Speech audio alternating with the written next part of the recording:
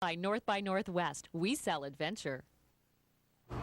Dr. Shawn Trucker is an avian vet joining us this morning with a few of his friends, learning about exotic birds and why they are a lot more than just a family pet.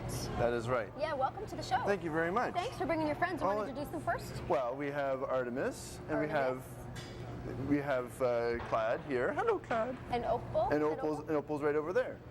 And this Dave Hughes, he's the president of Freedom Flights, and he approached me a couple of years ago to see if I could help with testing these birds to make sure they're healthy before they're adopted out to people. And I thought that was an awesome opportunity for me to help increase the awareness of birds to the public, because a lot of things happen with these birds that, you know, they all look healthy, but a lot of times they're the great pretenders, and they can be quite sick and we don't even know it. You know, they just don't show symptoms. So your friend's walking around to see you. Hi there. Hello. How are you? Try to get a little closer. Sure. Can I pet you? Sure. Hello.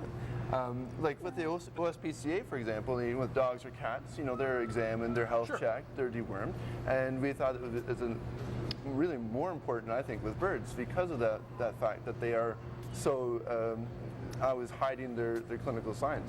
Sneezing. Also, yeah, exactly. You're sick, aren't you? No. The other thing that's really important, I find, is that there's some infectious diseases that they can spread not only to other birds but to people. Yeah. And one of the concerns is something like psittacosis.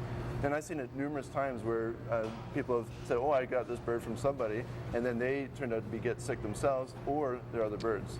So that's why it's really, I think, important in this situation, a great platform for me to be able to increase that awareness and get them tested. With these birds, we do viral testing, we do fecals on them, and just make sure there's no parasites. And I think with birds especially, the poop is the biggest key. I mean, that's my job. It's crappy, but you know, that's sort of what I do to make sure that they're healthy. So what kind of diseases are we talking about as far as what they may be carrying and we don't even know? Yeah, well, for example, they can be carrying or have something called chlamydia or called psittacosis. There could be polyoma disease.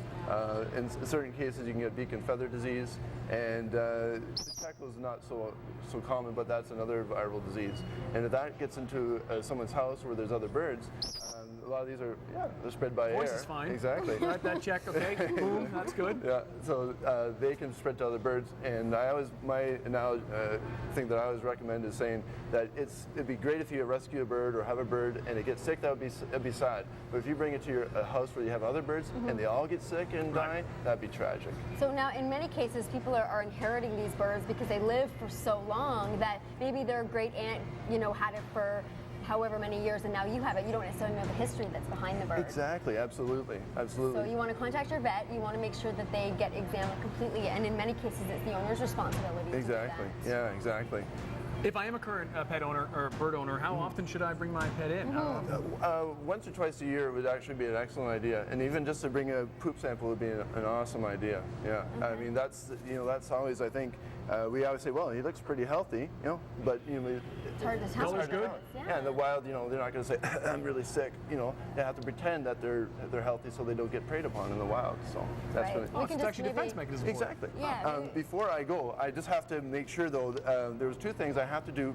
Do a quick plug. They wanted to thank the Freedom Flights wanted to thank the Richard Brink and the Stratford and Area Home Builders Association for sponsoring them at the Stratford Home Show.